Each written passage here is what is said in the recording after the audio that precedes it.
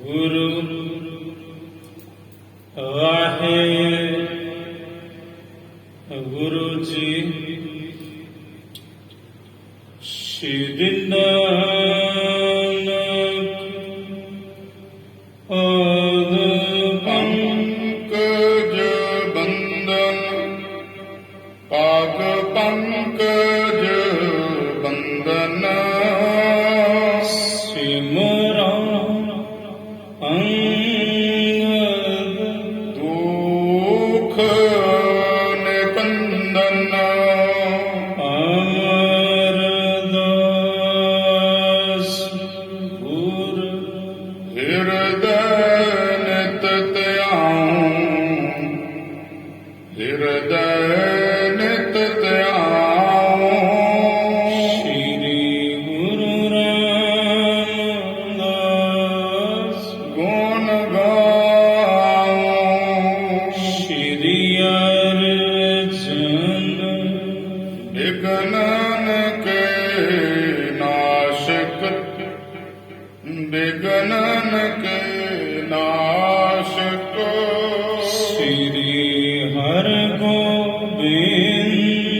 ਸੁਭ ਸੁਮਤ ਪ੍ਰਕਾਸ਼ਕ ਸ਼੍ਰੀ ਹਰਿ ਰਾਏ ਨਮੋ ਕਰ ਜੋੜੀ ਨਮੋ ਕਰ ਜੋੜੀ ਗੁਰ ਹਰਿ ਕ੍ਰਿਸ਼ਨ ਮਨਾਇਓ ਬਹੋਰੇ ਤੇਗ ਬਹਾਦਰ ਪਰਮ ਕਿਰਪਾਲਾ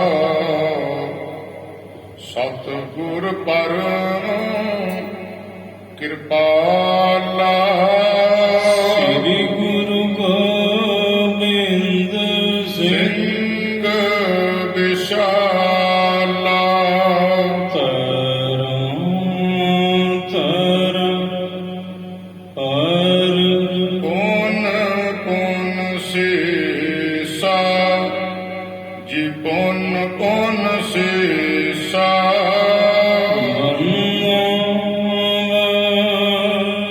ਵਾਰ ਜਗਦੀਸ਼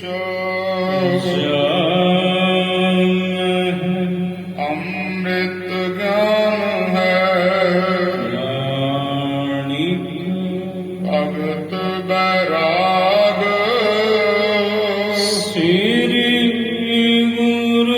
ਗ੍ਰੰਥ ਸਾਹਿਬ ਉਤਰ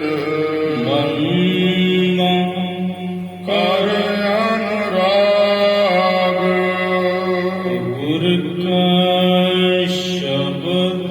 ਕਮਾਏ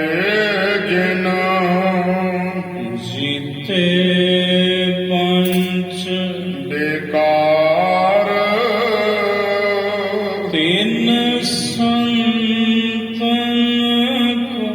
ਬੰਦਨਾ ਪਰ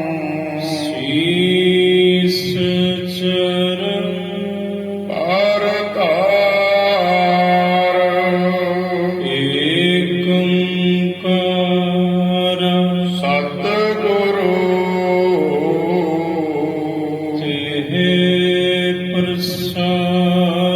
ਸੱਚ ਹੋਏ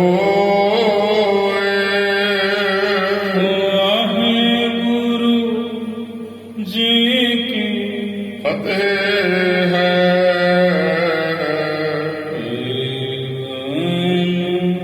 ਬਿਨਾਸਨ ਸੋਏ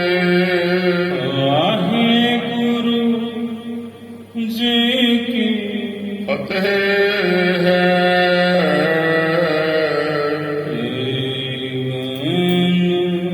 ਬਿਨਾਸਨ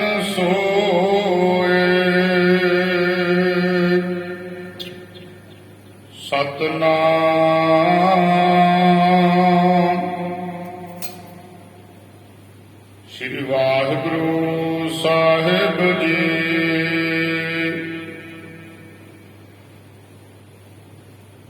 ਸਦਾ ਏਕ ਤੂੰ ਚੈਤਨ ਨੀਕਾ,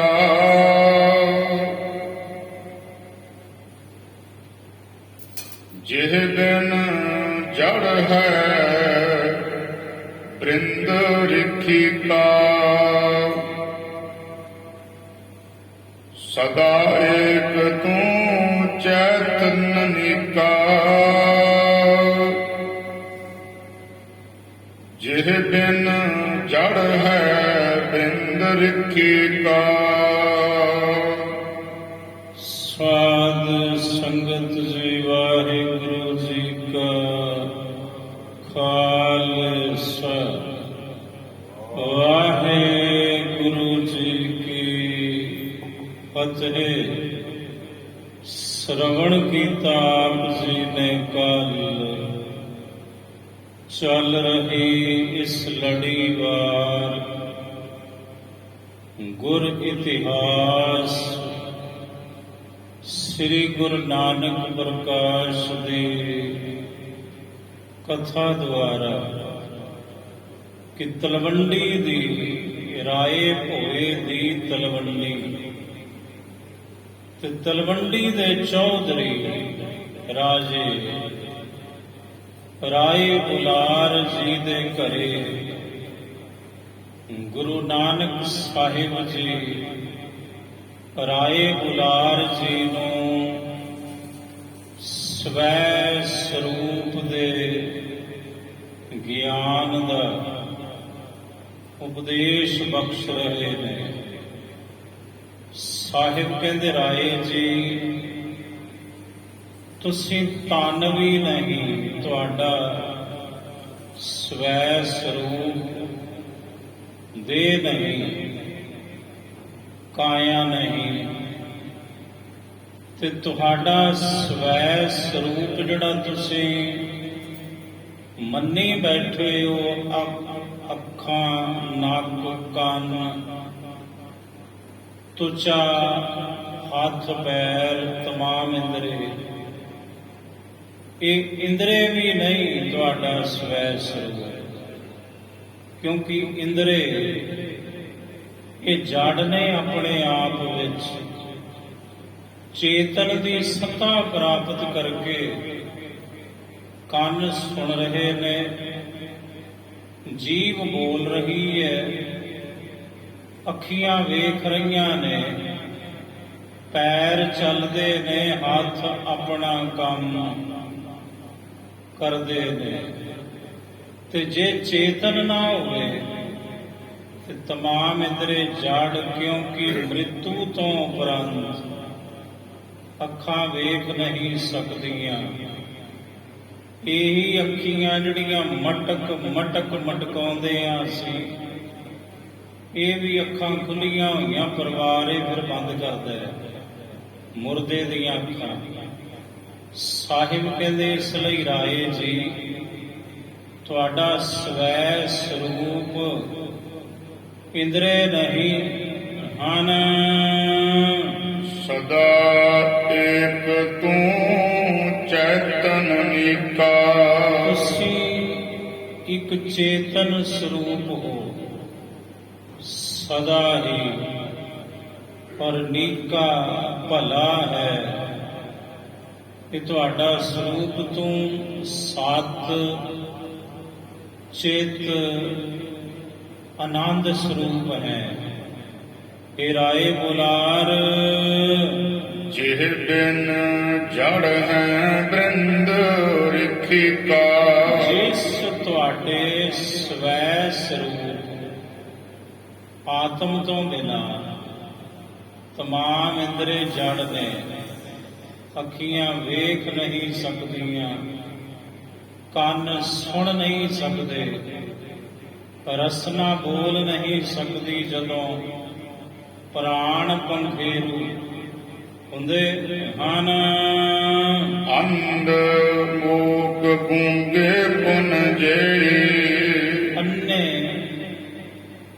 ਮੂਕ ਬੋਲੇ ਡੋਰੇ ਤੇ ਜਿਹੜੇ ਗੂੰਗੇ ਹਨ, ਜੀਵਤ ਜਗਤ ਰਹਿਤ ਹੈ ਤੇਰੀ। ਸਤਿਗੁਰੂ ਕਹਿੰਦੇ ਜਦੋਂ ਤੱਕ ਜੀਵਤ ਹੈ ਮਨੁੱਖ, ਉਦੋਂ ਤੱਕ ਇਹ ਇੰਦਰੇ, ਇਹਨਾਂ ਵਿੱਚ ਸੱਤਾ ਹੈ, ਚੇਤਨਤਾ ਹੈ ਰਾਏ। ਇੰਤੇ ਆਤਮ ਲਖੀਏ ਨਿਆਰੋ, ਤੁਹਾਡਾ ਜੋ ਨਿਜ ਸਰੂਪ ਹੈ, ਸਵੈ ਸਰੂਪ ਹੈ, ਉਹ ਤੁਸੀਂ ਅੱਖੀਆਂ, ਕੰਨ, ਨੱਕ, ਹੱਥ, ਪੈਰ, ਜੀਭ, ਤਮਾਮ ਇੰਦਰੀਆਂ ਤੋਂ ਆਪਣੇ ਆਤਮ ਸਰੂਪ ਨੂੰ ਅਲੱਗ ਤੇ ਨਿਆਰਾ ਜਾਣੋ। ਇੰਦਰੀਏ ਤਨ ਕੇ ਜਾਨ ਆਧਾਰੋ, ਇਹ ਜਿਹੜੇ ਇੰਦਰੇ ਨੇ, ਇਹ ਸਰੀਰ ਦੇ ਆਧਾਰ ਹਨ ਤੇ ਜਿਸ ਦੇ ਆਸਰੇ ਤਨ ਤੇ ਇੰਦਰੇ ਹਨ। ਨਿਜ ਤਤ ਕੋ ਰਿਖਿਕ ਗੁਣ ਗ੍ਰਾਹੀ, ਸਾਹਿਬ ਕਹਿੰਦੇ ਰਾਏ ਜੀ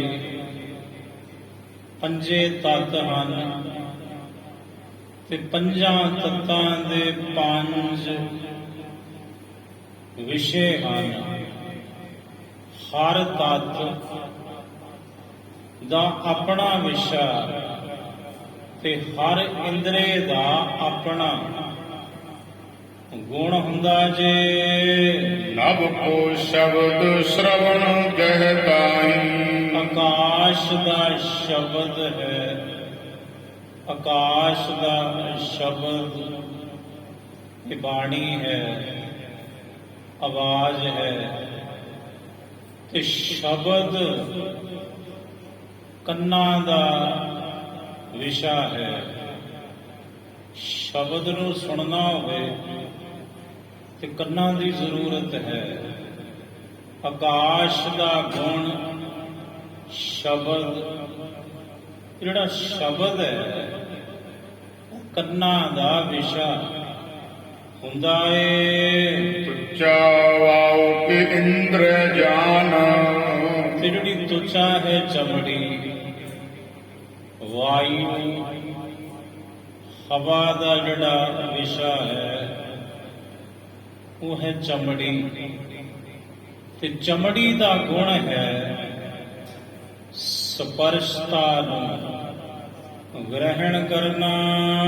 ਤਿਹ ਕੋ ਵਿਸ਼ੈ ਸਪਰਸ਼ ਪਛਾਨ, ਹੁਣ ਤੁਚਾ ਦਾ ਵਿਸ਼ਾ ਸਪਰਸ਼ਤਾ ਹੈ ਤੇ ਜਿਹੜਾ ਸਪਰਸ਼ਤਾ ਵਿਸ਼ਾ ਹੈ ਇਹ ਗੁਣ ਹੈ ਵਾਯੂ ਦਾ, ਹਵਾ ਦਾ।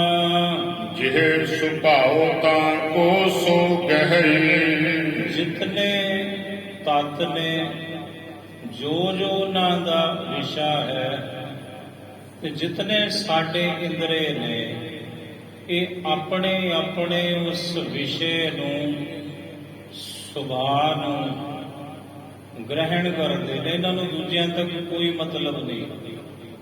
ਅੱਖਾਂ ਦਾ ਵਿਸ਼ਾ ਹੈ ਵੇਖਣਾ ਤੇ ਇਹ ਜਿਹੜਾ ਵਿਸ਼ਾ ਹੈ ਚਕਸ਼ੂ, ਇਹ ਅਗਨੀ ਦਾ ਵਿਸ਼ਾ ਹੈ ਤੇ ਅੱਖੀਆਂ ਦਾ ਗੁਣ ਹੈ ਵੇਖਣਾ। ਅੱਖਾਂ ਨੂੰ ਕੋਈ ਮਤਲਬ ਨਹੀਂ ਕੰਨਾਂ ਤੱਕ ਤੇ ਕੰਨਾਂ ਨੂੰ ਕੋਈ ਮਤਲਬ ਨਹੀਂ ਜੀਭ ਤੱਕ। ਸਭ ਆਪੋ ਆਪਣੇ ਵਿਸ਼ੇ ਵਿੱਚ ਮਸਤ ਹਨ।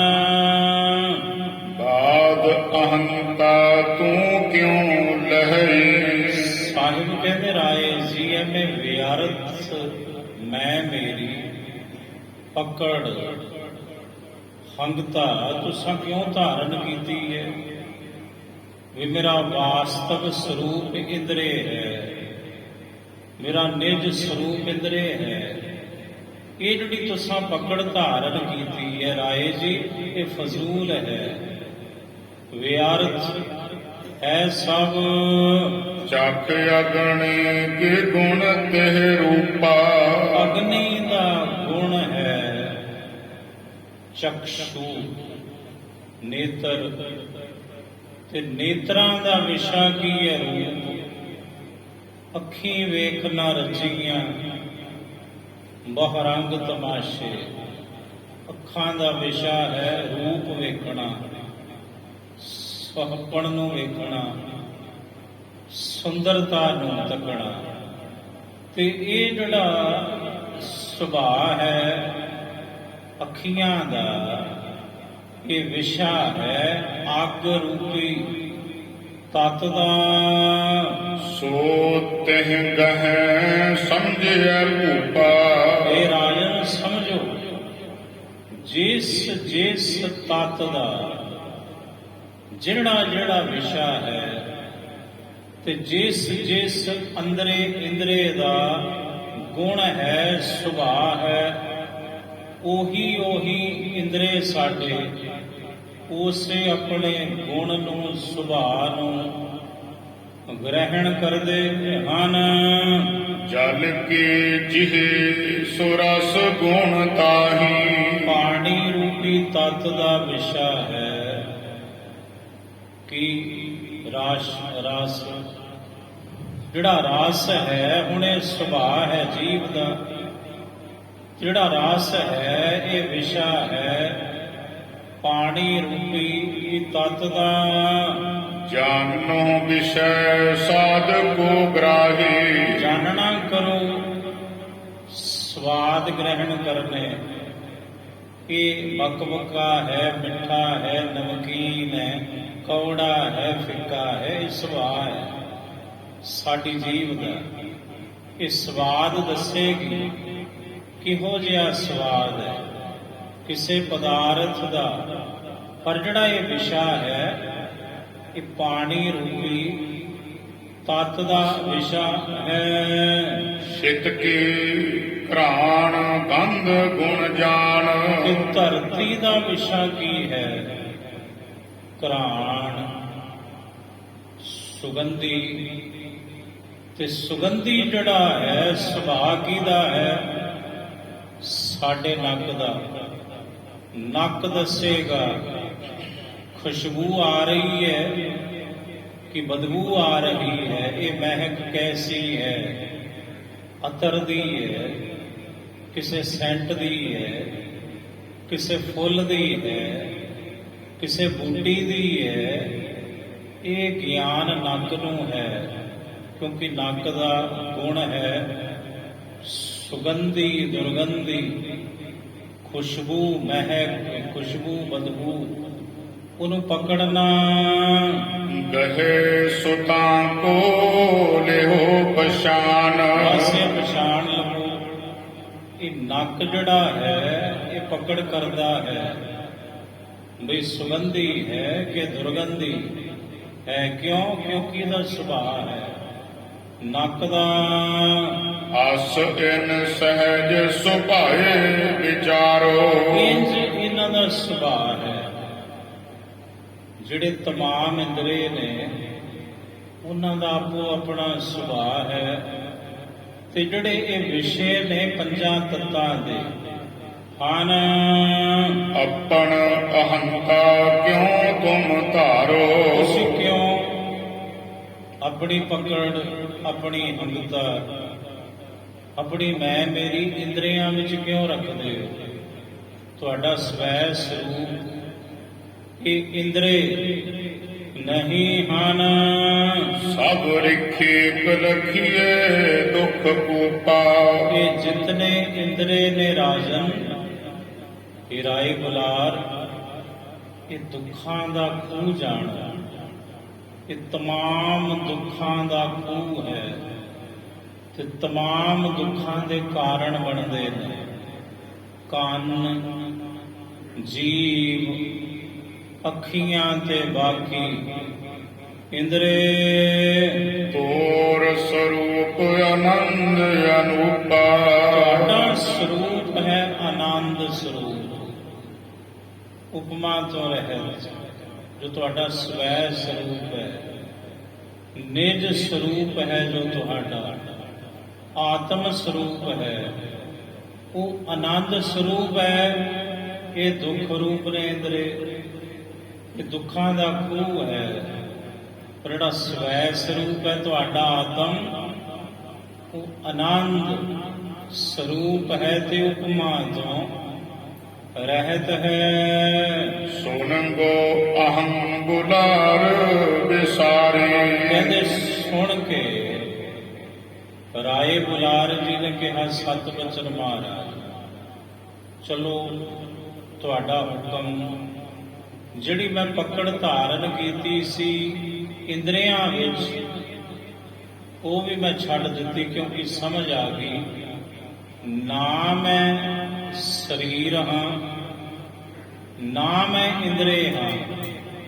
ਮੇਰਾ ਅਸਲ ਵਜੂਦ, ਅਸਲ ਸਰੂਪ ਨਾ ਕਾਇਆ ਹੈ ਤੇ ਨਾ ਕਾਇਆ ਨਾਲ ਲੱਗੇ ਹੋਏ ਇੰਦਰੇ, ਇਹ ਮੇਰਾ ਸਵੈ ਸਰੂਪ ਨਹੀਂ ਹੈ ਜੀ। ਪੁਨ ਸ੍ਰੀ ਗੁਰ ਸੋ ਗਿਰਾ ਉਚਾਰੇ। ਮੁੜ ਰਾਏ ਬੁਲਾਰ ਜੀ ਨੇ ਗੁਰੂ ਨਾਨਕ ਸਾਹਿਬ ਜੀ ਨੂੰ ਇੰਜ ਬੇਨਤੀ ਕੀਤੀ, ਨਹਿਰ ਖਿਕ ਹੈ ਮੋਰ ਸਰੂਪਾ। ਆਖਿਆ ਸਤਿਵਚਨ ਸਤਿਗੁਰੂ, ਮੇਰਾ ਸਰੂਪ ਇੰਦਰੇ ਵੀ ਨਹੀਂ ਹਨ। ਜਾਨੋ ਮੈਂ ਹਾਂ ਪ੍ਰਾਨ ਅਨੂਪਾ। ਤੇ ਫਿਰ ਇਹ ਜਾਣ ਲਓ ਕਿ ਮੇਰਾ ਅਸਲ ਸਰੂਪ ਹੈ ਪ੍ਰਾਣ, ਮੇਰਾ ਸਵੈ ਸਰੂਪ ਪ੍ਰਾਣ ਨੇ, ਸਵਾਸ ਹਨ। ਜਬ ਲੋ ਪ੍ਰਾਨ ਰਹਿ ਤਨ ਜੀਵਤ। ਕਿਉਂਕਿ ਸਤਿਗੁਰੂ ਜਦੋਂ ਤੱਕ ਸਰੀਰ ਵਿੱਚ ਪ੍ਰਾਣ ਨੇ ਉਦੋਂ ਤੱਕ ਜਿਉਨੇ ਆ ਅਸੀਂ, ਤੇ ਜਦੋਂ ਪ੍ਰਾਣ ਨਿਕਲ ਜਾਣ ਵਿੱਚੋਂ ਫਿਰ ਸਰੀਰ ਮਿੱਟੀ ਦੀ ਢੇਰੀ ਹੈ। ਫਿਰ ਜੋ ਮੇਰੀ ਸਮਝ ਹੈ ਉਹ ਇਹ ਹੈ ਵੀ ਮੇਰਾ ਅਸਲ ਸਰੂਪ ਇਹ ਸਵਾਸ ਹਨ, ਇਹ ਪ੍ਰਾਣ ਹਨ, ਮੈਂ ਪ੍ਰਾਣ ਸਰੂਪ ਹਾਂ ਜੀ। ਨਿਕਸ ਜਾਏ ਤਬ ਵਿਤ ਪੁਨ ਥੀਵਤ। ਨਿਕਲ ਜਾਂਦੇ ਨੇ ਸਵਾਸ, ਫਿਰ ਉਦੋਂ ਮ੍ਰਿਤੂ ਹੁੰਦੀ ਹੈ, ਮੌਤ ਹੁੰਦੀ ਹੈ ਜੀ। ਜੀਵਤ ਮਰਨਾ ਪ੍ਰਾਨ ਅਧੀਨਾ। ਜੰਮਣਾ ਫਿਰ ਜਿਹੜਾ ਮਰਨਾ ਹੈ ਇਹ ਸਵਾਸਾਂ ਦੇ ਅਧੀਨ ਹੈ, ਪ੍ਰਾਣਾਂ ਦੇ ਅਧੀਨ ਹੈ। ਸਵਾਸ ਸਰੀਰ ਵਿੱਚ ਭਰ ਦਿੱਤੇ ਇਸ ਕਾਇਆ ਵਿੱਚ ਰੱਬ ਨੇ, ਤੇ ਬੰਦਾ ਜੰਮ ਪਿਆ, ਦਾ ਜਨਮ ਹੋ ਗਿਆ। ਤੇ ਜਦੋਂ ਸਵਾਸ ਨਿਕਲ ਗਏ ਤਾਂ ਇਹ ਹੀ ਮੁਰਦਾ ਹੋਇਆ। ਫਿਰ ਜਾਤ ਸੋ ਸਰੂਪ ਨਿਜ ਚੀਨਾ। ਤੇ ਮੈਂ ਆਪਣਾ ਸਰੂਪ ਪ੍ਰਾਣ ਸਰੂਪ ਜਾਣਨਾ ਕੀਤਾ ਹੈ, ਪਹਿਚਾਨਣਾ ਕੀਤਾ ਹੈ ਜੀ। ਦੁਖ ਸੁਖ ਕੋ ਅਨੁਭਵ ਜਿਸ ਮਾਹੀ। ਦੁੱਖ ਤੇ ਸੁਖ ਦਾ ਅਨੁਭਵ ਹੈ ਪ੍ਰਾਣਾਂ ਦੇ ਅੰਦਰ। ਪ੍ਰਾਣਾ ਕਰਕੇ ਮਹਾਰਾਜ ਅਸੀਂ ਦੁੱਖ ਤੇ ਸੁਖ ਦਾ ਅਨੁਭਵ ਕਰ ਸਕਦੇ ਹਾਂ। ਤੇ ਜੇ ਬੰਦੇ ਦੇ ਸਰੀਰ ਵਿੱਚੋਂ ਪ੍ਰਾਣ ਨਿਕਲ ਜਾਣ ਤੇ ਜਿਹੜੀ ਕਾਇਆ ਹੈ, ਨਾ ਦੁੱਖ ਤੇ ਨਾ ਸੁੱਖ ਦਾ ਇਹਨੂੰ ਅਨੁਭਵ ਹੀ ਨਹੀਂ ਹੁੰਦਾ। ਫਿਰ ਤੇ ਮਿੱਟੀ ਦੀ ਢੇਰੀ ਹੈ। ਜਦੋਂ ਤੱਕ ਪ੍ਰਾਣ ਨੇ ਸਤਿਗੁਰੂ, ਉਦੋਂ ਤੱਕ ਇਹਨੂੰ ਅਨੁਭਵ ਹੈ, ਇਹ ਦੁੱਖ ਹੈ, ਇਹ ਸੁੱਖ ਹੈ। ਤੇ ਇਹ ਅਨੁਭਵ ਦੁੱਖ ਤੇ ਸੁੱਖ ਦਾ, ਇਹ ਗੁਰੂ ਨਾਨਕ ਸਾਹਿਬ ਜੋ ਮੇਰੀ ਸਮਝ ਹੈ, ਮੈਂ ਸਮਝਦਾ ਕਿ ਪ੍ਰਾਣਾ ਕਰਕੇ ਹੀ ਹੈ ਜੀ। ਤਨ ਰਿਖਿਕ ਜਿਹ ਬਿਨ ਥਿਰ ਨਾਹੀ। ਸਰੀਰ ਤੇ ਇੰਦਰੇ ਪ੍ਰਾਣਾ ਤੋਂ ਬਿਨਾਂ ਟਿਕਦੇ ਹੀ ਨਹੀਂ। ਇਹ ਵੀ ਜੜ ਨੇ, ਪ੍ਰਾਣਾ ਤੋਂ ਬਿਨਾਂ ਕਾਇਆ ਵੀ ਤੇ ਇੰਦਰੇ ਇਹ ਵੀ। ਖਾਉ ਅਸਨ ਮੈਂ ਪੀਵਉ ਪਾਨਾ। ਮੈਂ ਖਾਂਦਾ ਹਾਂ, ਮੈਂ ਪਾਣੀ ਪੀਂਦਾ ਹਾਂ, ਇਹ ਅਨੁਭਵ ਹੈ। ਮੈਂ ਖਾਂਦਾ ਹਾਂ, ਮੈਂ ਪੀਂਦਾ ਹਾਂ, ਤੇ ਅਨੁਭਵ ਕਿਵੇਂ ਹੁੰਦਾ ਹੈ? ਜੇ ਪ੍ਰਾਣ ਨੇ ਸਰੀਰ ਵਿੱਚ, ਫੇਰ ਇਹ ਬੰਦਾ ਅਨੁਭਵ ਕਰੂ। ਮੈਂ ਖਾ ਰਿਹਾ ਹਾਂ, ਫੇਰ ਇਹ ਖਾਊ, ਫੇਰ ਇਹ ਪੀਵੇਗਾ। ਜੇ ਪ੍ਰਾਣ ਨਿਕਲ ਜਾਣ, ਇੱਕ ਬੂੰਦ ਪਾਣੀ ਦੇ ਅੰਦਰ ਨਹੀਂ ਨਿਘਾਰ ਸਕਦਾ। ਤਾਂ ਤੇ ਮਨ ਸਰੂਪ ਹੈ ਪ੍ਰਾਨਾ। ਤਾਂ ਤੇ ਜਿਹੜਾ ਮੇਰਾ ਸਰੂਪ ਹੈ ਨਿਜ ਸਵੈ, ਜੋ ਮੇਰੀ ਸਮਝ ਹੈ ਜਿੰਨੀ, ਉਹ ਇਹ ਕਹਿੰਦੀ ਹੈ ਵੀ ਮੇਰਾ ਨਿਜ ਸਰੂਪ ਸਤਿਗੁਰੂ, ਇਹ ਪ੍ਰਾਣ ਹਨ। ਏ ਰਾਜਨ ਜੇ ਪ੍ਰਾਣ ਅਨੂਪਾ। ਸਤਿਗੁਰੂ ਕਹਿੰਦੇ ਰਾਜਨ, ਰਾਏ ਬੁਲਾਰ ਸੁਣੋ, ਜਿਹੜੇ ਪ੍ਰਾਣ ਹਨ ਸੋਹਣੇ, ਸੋਪ ਨਹੀਂ ਹੈ ਤੋਰ ਸਰੂਪਾ। ਉਹ ਵੀ ਤੇਰਾ ਸਰੂਪ ਨਹੀਂ। ਰਾਏ ਬੁਲਾਰ ਜੀ, ਪ੍ਰਾਣ ਵੀ ਨਹੀਂ ਹੈ ਤੁਹਾਡਾ ਸਵੈ ਸਰੂਪ। ਜਾਗਰਤ ਸੁਪਨ ਸੁਭੋਪਤ ਮਾਹੀ। ਤਿੰਨ ਅਵਸਥਾਵਾਂ ਨੇ ਅੰਤਰੀ, ਤਿੰਨ ਬਾਹਰਲੀਆਂ ਨੇ, ਬਾਲ, ਜਵਾਨੀ ਪਰ ਬਿਰਧ ਫੁਨ। तीन अवस्था जान, बचपन, जवानी ते बुढ़ेपा। तीन अवस्थावां अंतरीव ने, जागृत, सुपन ते सुखोपत। तिन्ह स्थिरता कबहू नाही। इन्हां दा ਜਿਹੜੀ ਸਥਿਰਤਾ ਹੈ ਤਿੰਨੇ ਅਵਸਥਾਵਾਂ ਦੀ ਕਦੇ ਨਹੀਂ। ਅੰਤਰੀਵ ਤਿੰਨ ਅਵਸਥਾਵਾਂ, ਬਾਹਰਲੀਆਂ ਸਰੀਰ ਦੀਆਂ ਤਿੰਨ ਅਵਸਥਾਵਾਂ। ਨਾ ਬਚਪਨ ਰਹਿੰਦਾ ਸਦੀਵੀ, ਨਾ ਸਦਾ ਜਵਾਨੀ ਰਹਿੰਦੀ ਹੈ, ਤੇ ਨਾ ਸਦਾ ਬੁਢੇਪਾ ਰਹਿੰਦਾ, ਮੌਤ ਆਉਂਦੀ ਹੈ।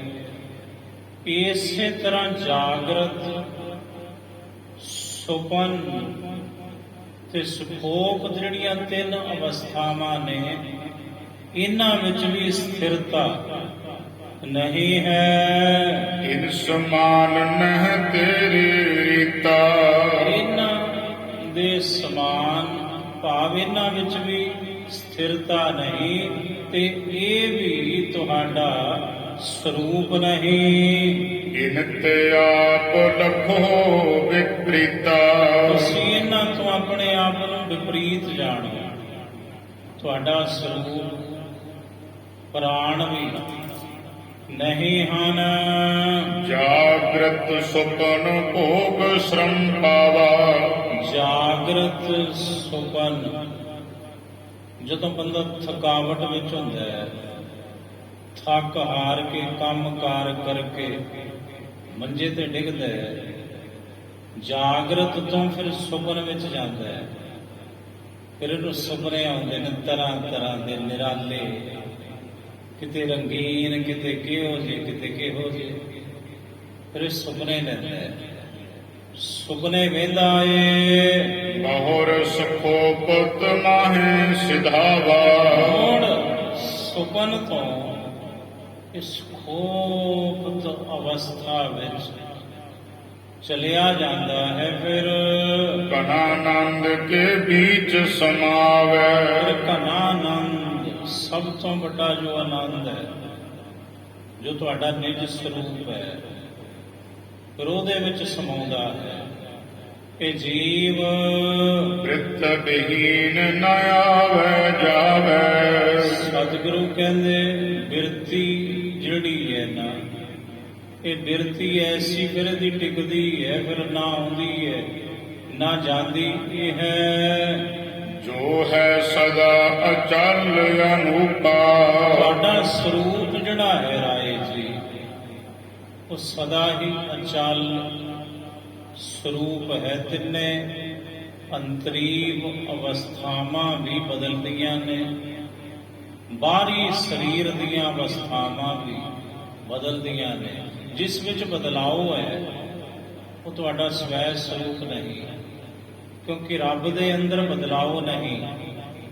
ਰੱਬ ਬਦਲਾਓ ਕਰਦਾ ਹੈ ਪਰ ਰੱਬ ਬਦਲਦਾ ਨਹੀਂ। ਇਹ ਥੋੜੀ ਵੀ ਸਤਿਯੁਗ ਦੇ ਵਿੱਚ ਰੱਬ ਹੋਰ ਸੀ ਤੇ ਤ੍ਰੇਤੇ ਵਿੱਚ ਰੱਬ ਬਦਲ ਗਿਆ, ਨਾ, ਰੱਬ ਤੇ ਉਹੀ ਸੀ। ਤ੍ਰੇਤੇ ਵਿੱਚ ਸਤਿਯੁਗ ਵਿੱਚ ਜੋ ਰੱਬ ਸੀ ਉਹੀ ਦੁਆਪਰ ਵਿੱਚ, ਉਹੀ ਹੁਣ ਕਲਯੁਗ ਵਿੱਚ ਹੈ। ਰੱਬ ਬਦਲਿਆ ਥੋੜੀ, ਰੱਬ ਬਦਲਾ ਕਰਦਾ ਹੈ। ਇਹ ਸਮਰੱਥਾ ਰੱਬ ਵਿੱਚ ਹੈ। ਉਹ ਬਦਲਾ ਕਰਕੇ ਵੀ ਖੁਦ ਬਦਲਦਾ ਨਹੀਂ। ਨੀਤ ਨਵਾਂ ਨੀਤ ਨਵਾਂ ਨੀਤ ਨਵਾਂ ਨੀਤ ਨਵਾਂ ਸਾਹਿਬ ਮੇਰਾ ਨੀਤ ਨਵਾਂ ਸਾਹਿਬ ਮੇਰਾ ਨੀਤ ਨਵਾਂ। ਉਤੇ ਇੱਕ ਰਸ ਹੈ, ਨਾ ਘਟਦਾ ਹੈ ਨਾ ਵੱਧਦਾ ਹੈ। ਅਵਸਥਾਵਾਂ ਘਟਦੀਆਂ ਵੱਧਦੀਆਂ ਨੇ, ਅੰਤਰੀਵ ਵੀ, ਬਾਹਰਲੀਆਂ ਵੀ ਤੇ ਅੰਤਰੀਵ ਵੀ। ਪਰ ਜੋ ਤੁਸੀਂ ਹੋ ਰਾਏ ਜੀ, ਤੁਹਾਡਾ ਜੋ ਸਵੈ ਸਰੂਪ ਹੈ ਉਹ ਇੱਕ ਰਸ ਹੈ। ਜ਼ਿਮੀ ਜ਼ਮਾਨ ਕੇ ਵਿਖੈ ਸਮਸਤ ਏਕ ਜੋਤ ਹੈ। ਨਾ ਘਾਟ ਹੈ ਨਾ ਬਾੜ ਹੈ, ਨਾ ਬਾੜ ਘਾਟ ਹੋਤ ਹੈ। ਜੋ ਇੱਕ ਰਸ ਹੈ ਉਹ ਤੁਸੀਂ ਹੋ, ਉਹ ਤੁਹਾਡਾ ਨਿਜ ਸਰੂਪ ਹੈ। ਤੁਸੀਂ ਜੋਤ